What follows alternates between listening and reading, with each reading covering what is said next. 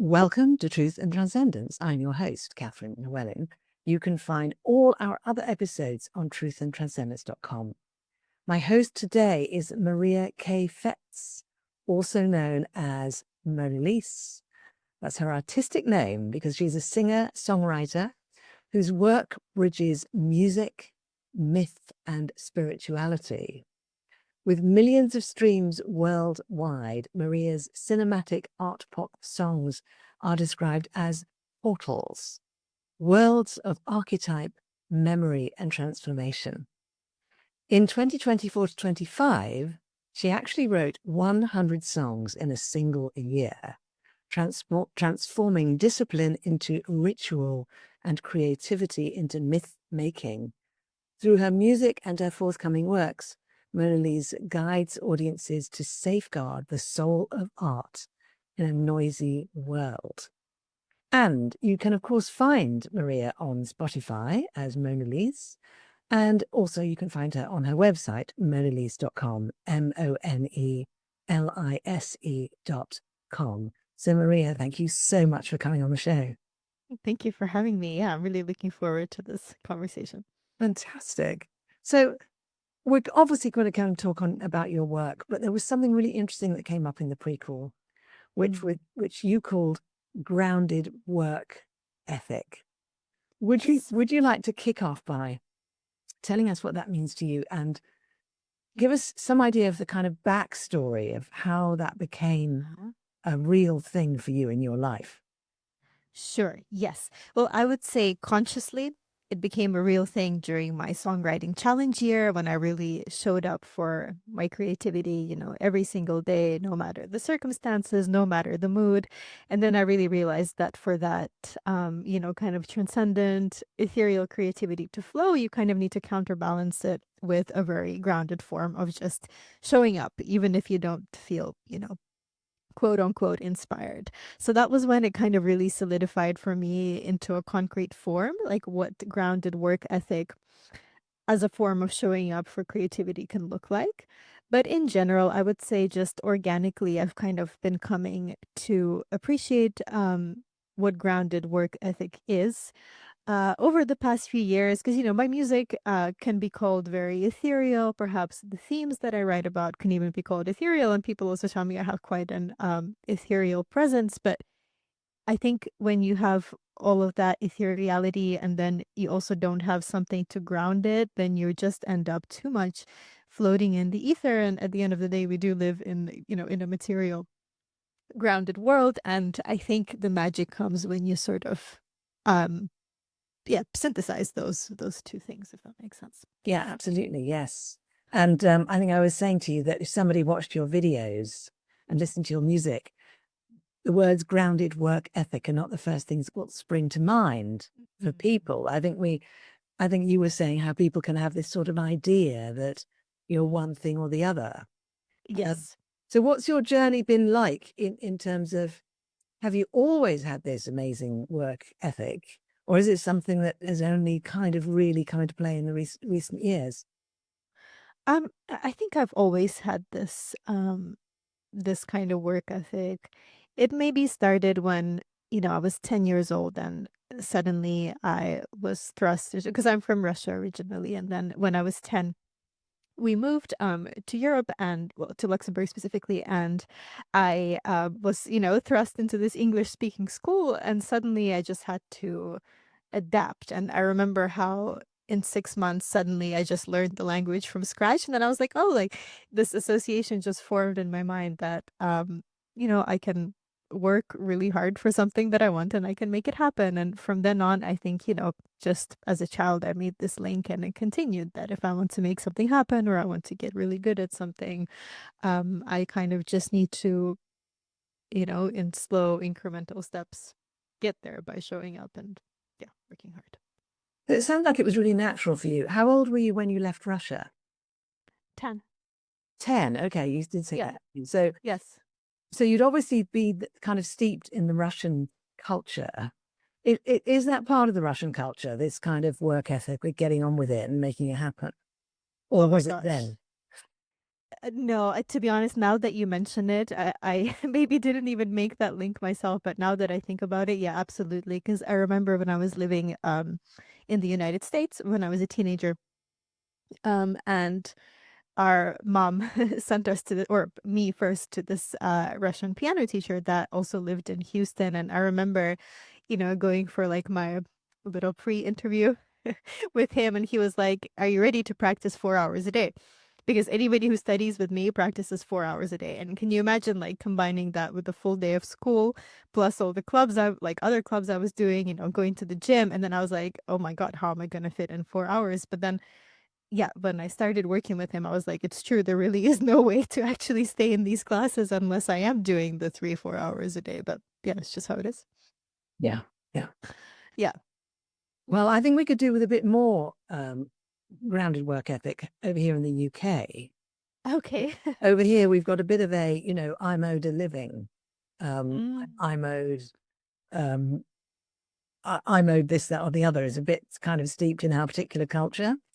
Um, What is that exactly? This mode of living? well, it's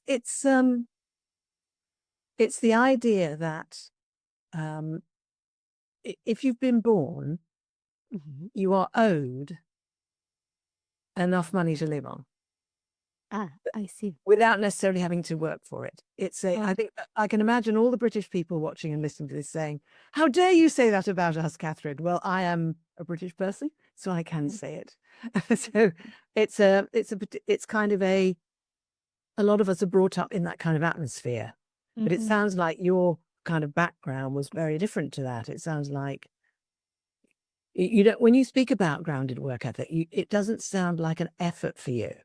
It sounds like a natural thing for you. Yes, Is that right? indeed. Yes, yes, absolutely. Absolutely. Um, yeah, definitely. Yeah. Great. So how is this then? So when you arrived in the States and you have this obviously a different approach to things from other people, what was Yes. that like when you were mixing with people at school? And did you notice a difference between you and them in that regard?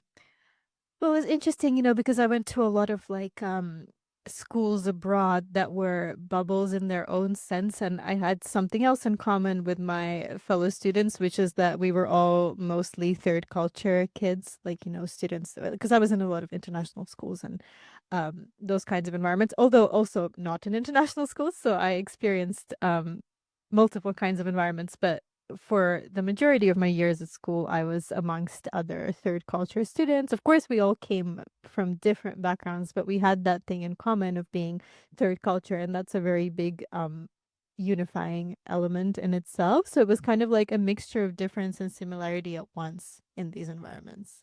Wow. I have no idea what that's like because of course I went to Yeah. school in the UK with British people. Yes. So what was that like?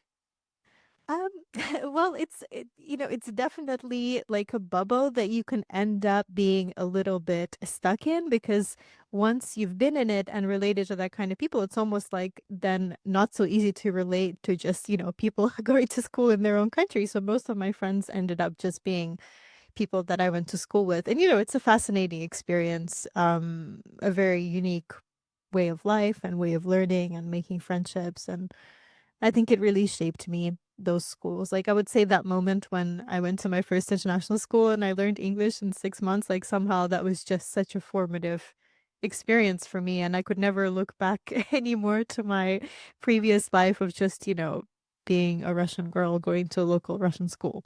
Suddenly, like, everything just transformed in my world. Yeah, you changed gear by the sounds of it Yes, yes, absolutely. Yeah. and never looked back. So that's great. Being able to change gear and sustain it is Mhm. quite something. I think some of us have experiences where we change gear and then can't sustain it.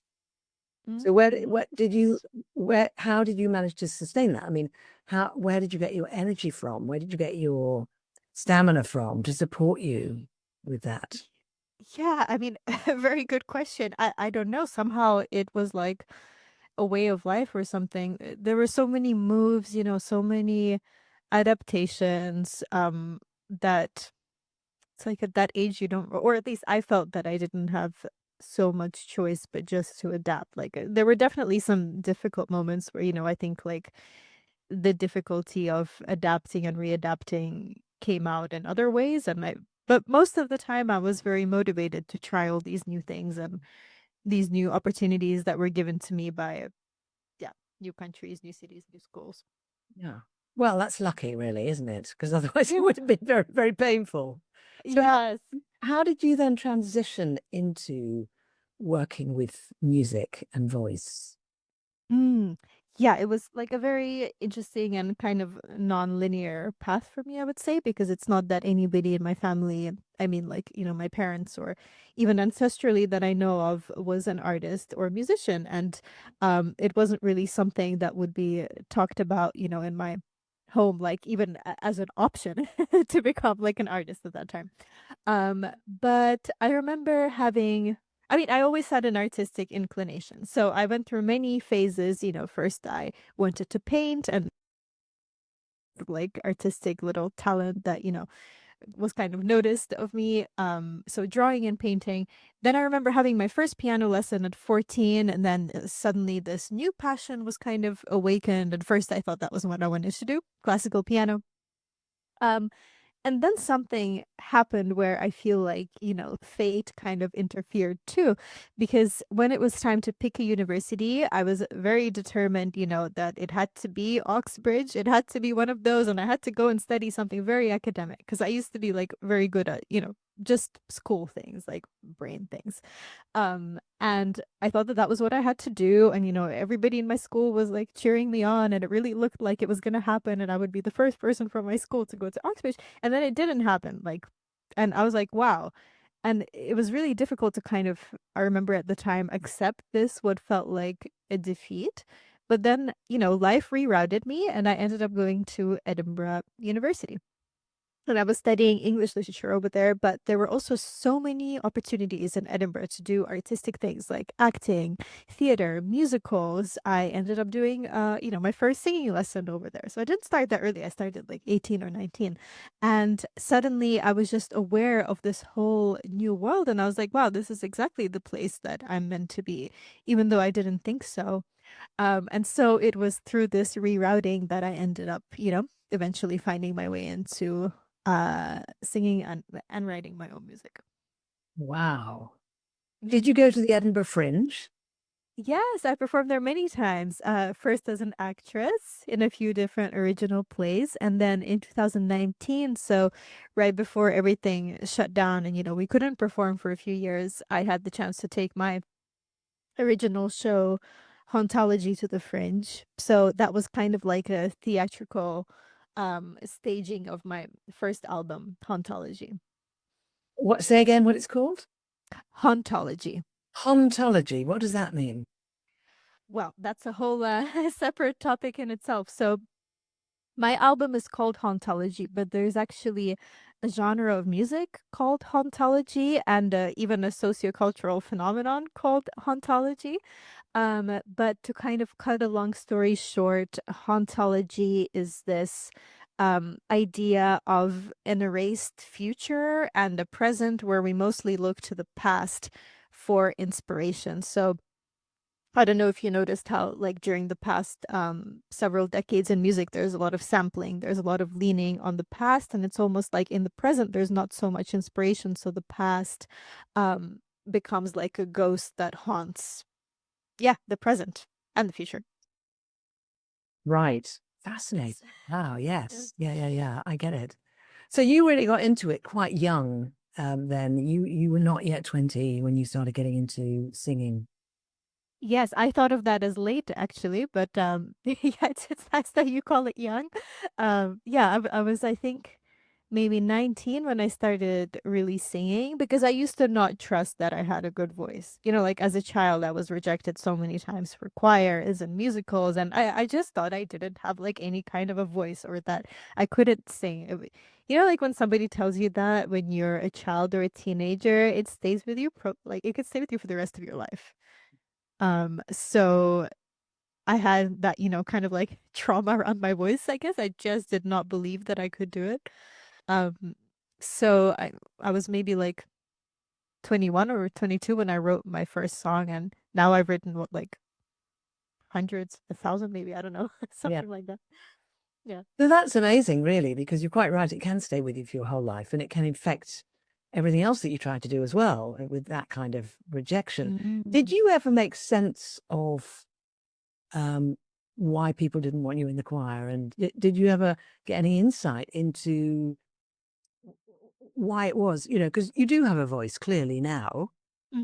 What Yes. what do you think was actually going on when they were rejecting you from things like choirs?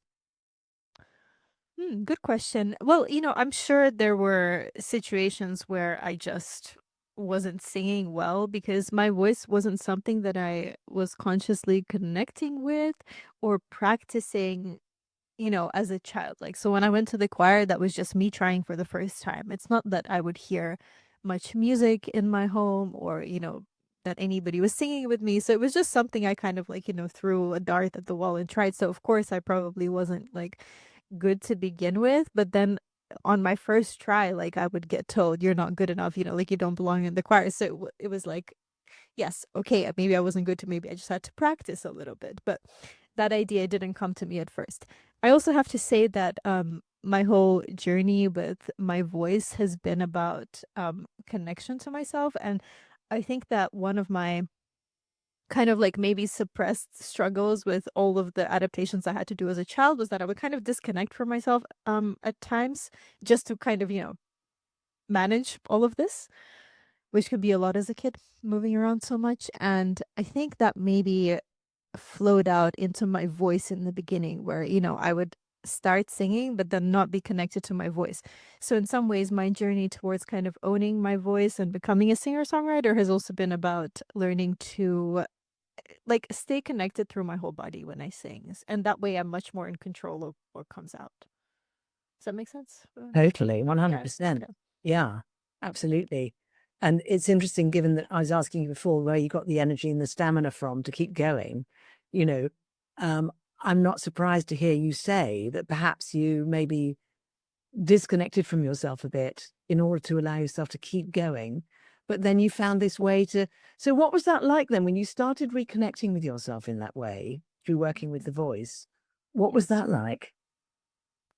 Um, Something very new. Yeah, I think it was the first time that I had a conscious experience of, now I'm gonna really connect and really feel what's happening. Because, it can bring up a lot of emotions too and suppressed emotions when you're singing, especially when you're really like rooted through the earth and you're also, kind of receiving through your crown chakra too, and everything is connected. It can be, it was like strange, to be honest. I wasn't used to being fully connected to myself. I think it was maybe the first time that I really connected. I'm still on a journey to, not float away from myself and to stay connected, to be honest. But yeah, now it's already like a journey of 10 to 12 years. But in the beginning, it was just kind of something very new for me. Wow. And you just slipped in there that you're receiving stuff from the crown chakra.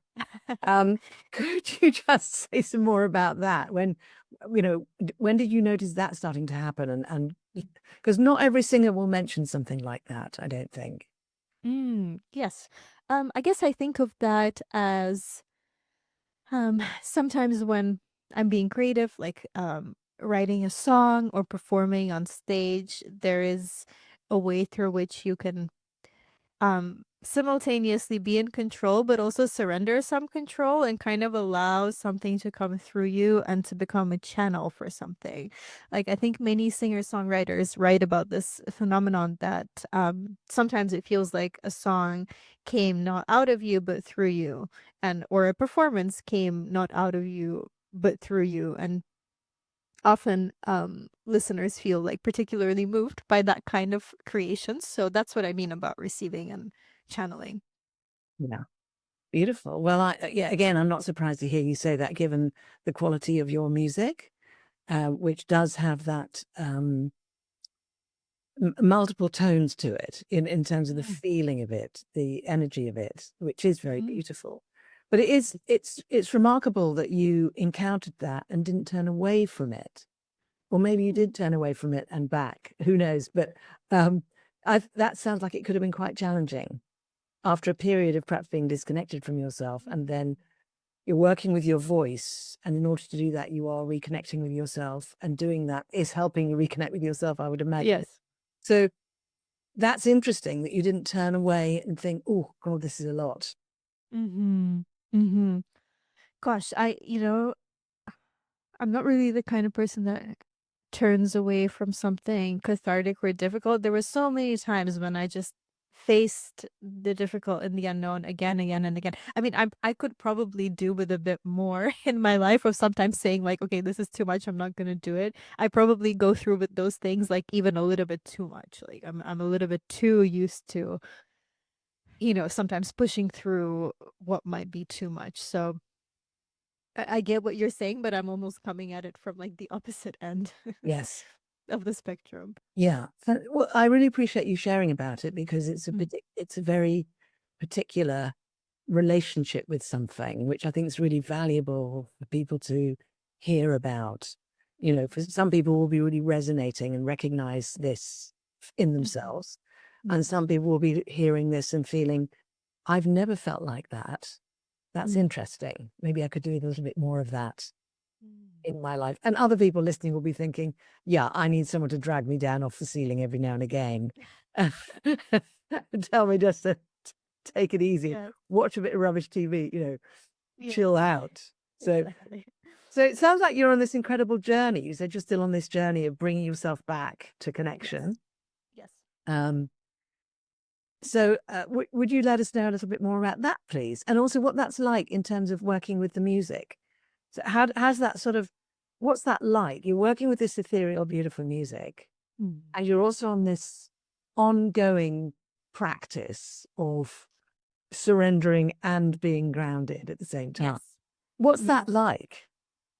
Well, it's very exciting and there's always something new that comes through in my albums. So in April, May, I recorded my third album, which is set for release sometime next year. And right now I'm in Los Angeles again. So I came back and I'm creating some visuals for it. And it's just been so fascinating how, the visual story like complements the auditory journey. But I think on this third album, I've done the most sort of, biographical weaving in of things. I've done the most of like going back to the very first apartment, where I was born and where I grew up for the first few years, like the city, what the city of St. Petersburg was like in 1992, how I feel that, my ancestry and my roots have impacted me. So I feel that I've really, in that sense, went back to myself the most in the creation of this particular new album. So I'm just, so excited to be finishing it up right now.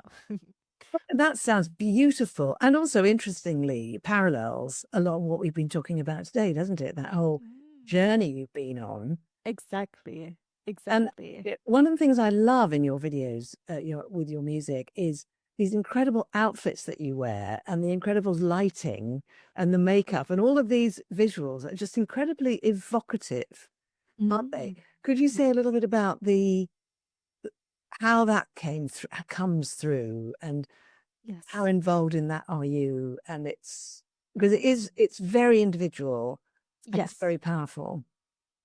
Yes. Well, I've had, a very rich experience of creating visuals, and I've done so many videos and so many photo shoots at this point, and worked with so many different people. Like there were times when something was created on zero budget, and like everything was sourced by me and the other creatives, and my makeup was done by me. And in some ways, I just love those kinds of productions because they really bring out just purely the talent of the people involved, because believe it or not, there is a way to create amazing art on zero budget. Like this has been proven to me time and again, and it's just something that completely just exposes the skills of the people involved, and I think it's amazing. And I also notice a trend in our culture right now of we're kind of, I think people have a longing to go back to like for example 35 millimeter film or Polaroids, or like low budget productions, or the pre AI world when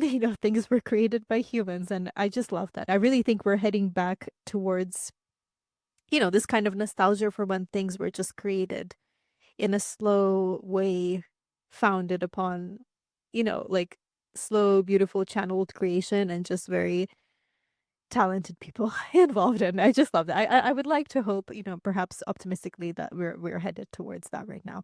Um and I did actually film something on 35 millimeter here in LA as well. About I think a couple of weeks ago, and it was just an amazing experience creating on film because you only get one or two takes to get it right, and if there's some little mistake or some little flaw, it's going to be in the film, but there's like a beauty to that. So Yes, authentic. It's real. yes, yes, definitely. And then on the other hand, I've also worked on very grandiose productions with custom made outfits and makeup and a lot of character building. Not necessarily my favorite productions, to be honest, but still interesting to have that experience too. Mm, Yeah. beautiful. Yeah. Wow. So, where do you see your work going in time to come?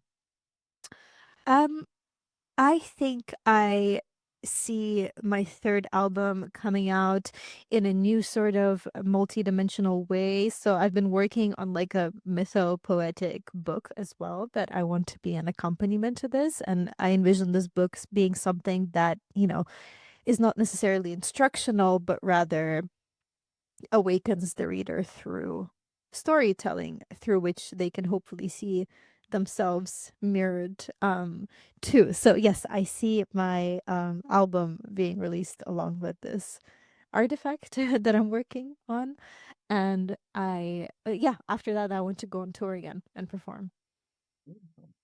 And when you put your music out, Mhm. obviously you're expressing something and something's coming through. Yes. Do you have any kind of um, hope in regard to the impact this will have on people, or how this might affect people?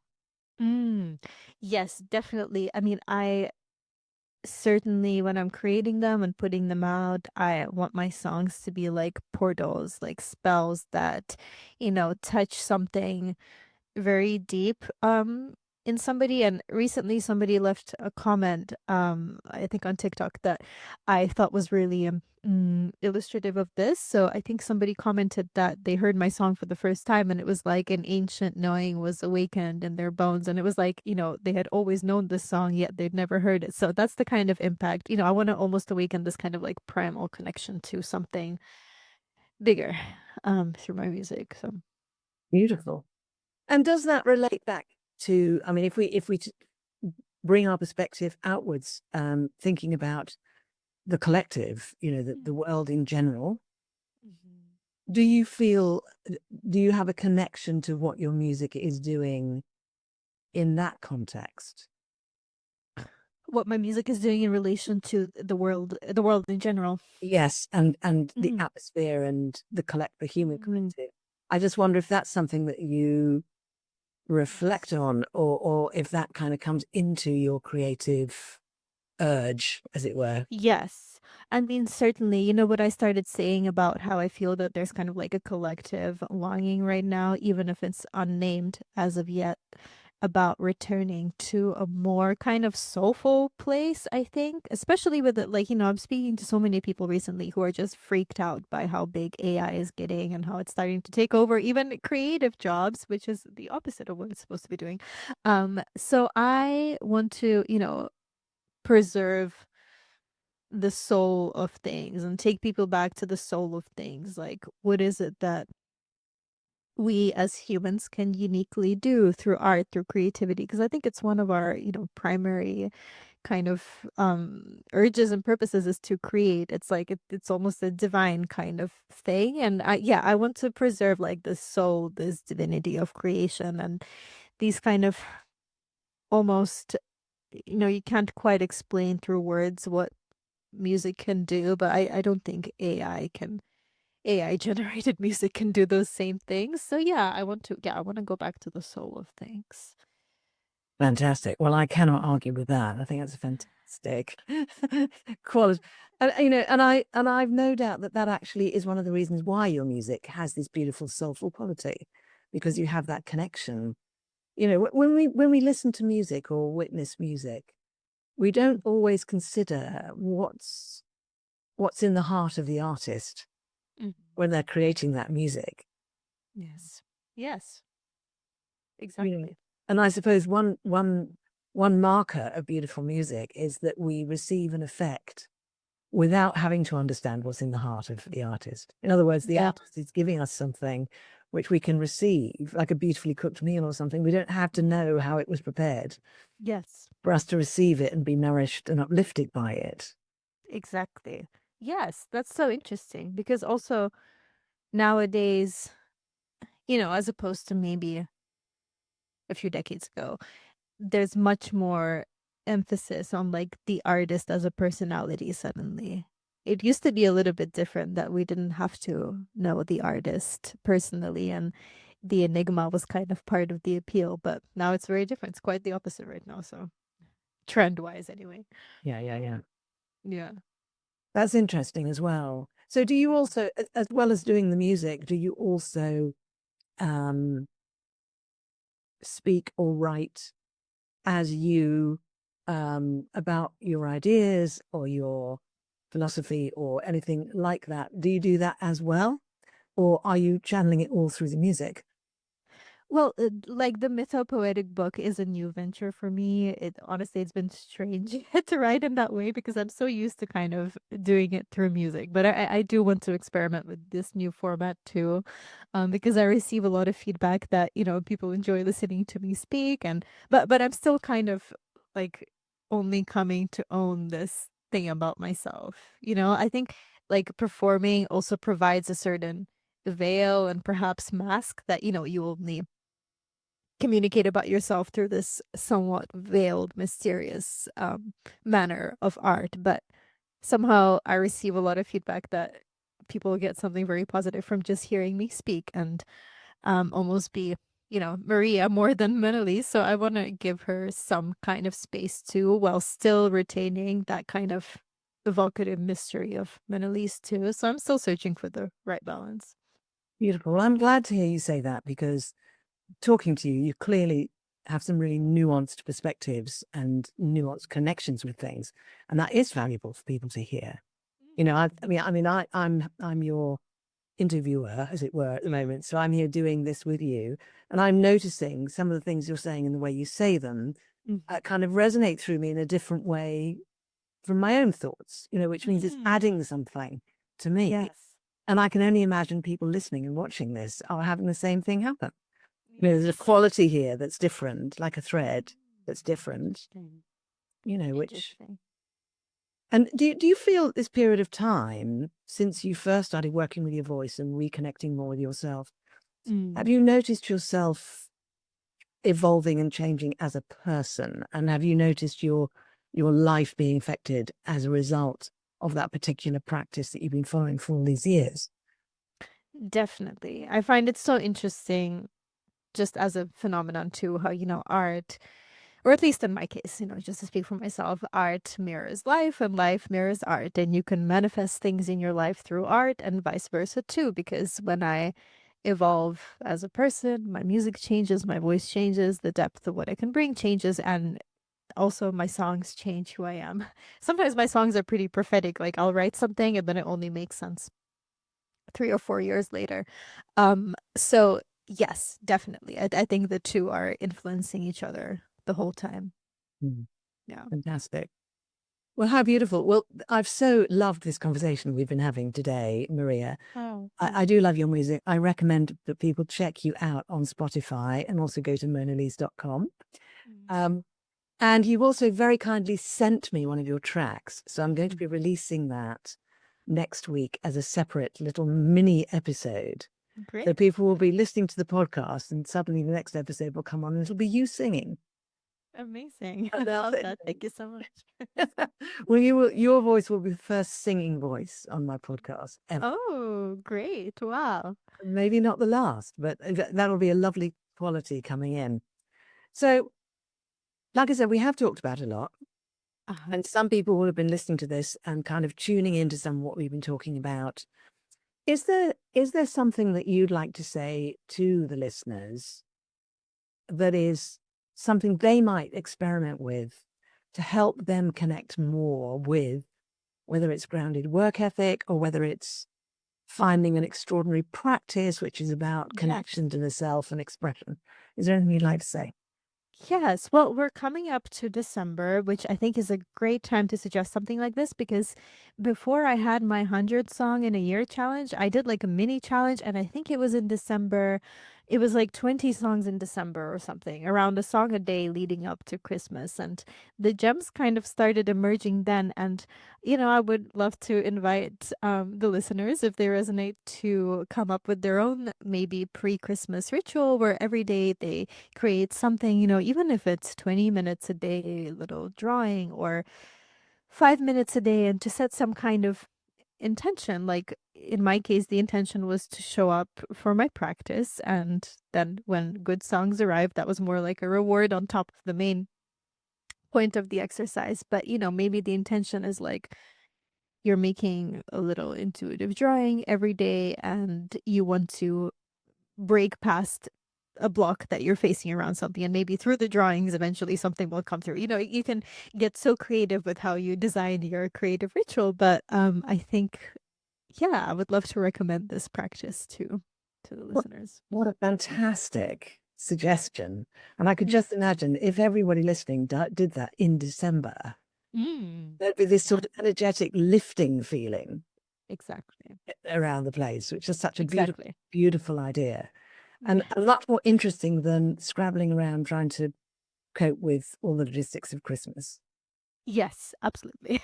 It does kind of take it, because sometimes it's so like, I love Christmas, but you also get so sucked into like the obligatory aspects of it, like, to prepare all the presents and to get presents for this and that. And sometimes you don't even really want to do it, but you do it because it's Christmas. And it's nice just to have something unusual happening, I think, around that time to kind of counter. It's like Christmas brings soulfulness, but it can also bring a little bit of soullessness to life, or at least in my experience. So, yeah, I think this practice can be something very connective for the soul. Beautiful.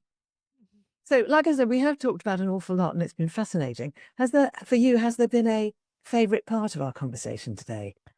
Oh my gosh, like, I loved everything about our conversation. It flew by. It feels like it's been 5 minutes, and you asked such good questions that, they both made me reflect, and also I didn't struggle to answer them. So, I said things that were perhaps discoveries for me, but it wasn't like, oh my God, I really need to like really think about this. So it's been just such a great flow. I think I liked the whole conversation. Thank you so much. Fantastic. Well, I loved it as well. Thank you so much, Maria Kheyfets. Oh, thank you, Catherine. It's been such a pleasure. So thank you so much, everyone watching and listening. That's all for Truth and Transcendence today. Do go and check out Maria's music on Spotify. I will put the link in the show notes. I always really appreciate it if you give a review on Apple Podcasts and if you tell your friends.